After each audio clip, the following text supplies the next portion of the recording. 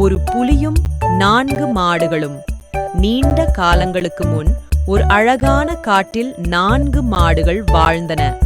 அவை அங்கு இருக்கும் புலியிடமிருந்து பாதுகாப்பாக இருந்தன. அந்த 4 மாடுகள் ஒன்றாக இருந்ததால் புலி அவற்றை தாக்கிவிட முடியாது என்று அது உணர்ந்தது. அந்த 4 மாடுகளும் மிகவும் நல்ல நண்பர்கள்.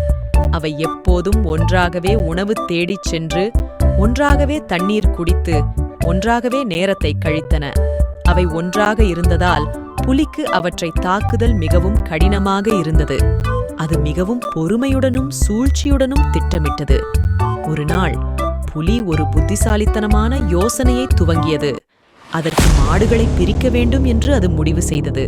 அது ஒவ்வொரு மாடுகளிடமும் போய்த், நீங்கள் ஏன் மற்ற மாடுகளுடன் எப்போதும் சேர்ந்திருக்கிறீர்கள்? நீங்கள் தனியாக இருக்கலாம், நீங்கள் தனியாகவே மிகவும் சக்தி வாய்ந்தவராக இருக்கலாம் என்று சொன்னது. முதல் மாடு இப்படி எண்ணியது. ஆம், நான் மிகவும் சக்தி வாய்ந்தவன். நான் தனியாக இருந்தால் நான் பலன் அடைய முடியும். அது தனியாக பிரிந்தது. அதேபோல மற்ற மாடுகளும் புலியின் வார்த்தைகளில் விழுந்தன. அவை அனைத்தும் தனியாகவே போய்விட்டன. புலி இந்த சந்தர்ப்பத்தை பயன்படுத்தியது.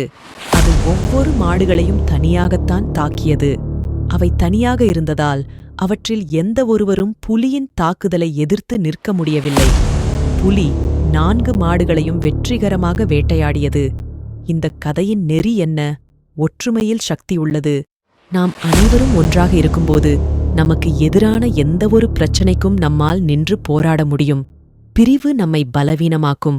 இந்த கதையை நம்முடைய வாழ்க்கையில் குறிக்கோளாக கொள்ளலாம். நம்முடைய குடும்பத்தினருடன், நண்பர்களுடன் மற்றும் சக தோழர்களுடன் ஒன்றாகவே இருக்க வேண்டும். ஒருமித்த மனப்பான்மையுடன்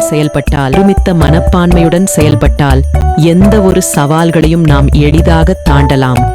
இந்த 4 மாடுகளின் கதையை அனைவரும் மனதில் கொள்வோம். ஒற்றுமை என்பது எப்போதும் முக்கியமானது. நாம் அனைவரும் ஒன்றாக இருப்போம். அது நமக்கு பாதுகாப்பையும் சக்தியையும் தரும். அதனால ஒற்றுமையுடன் வாழ்வோம், ஒற்றுமையுடன் செயல்படுவோம். அது நம்மை எல்லாவற்றையும் வெல்ல வைக்கும்.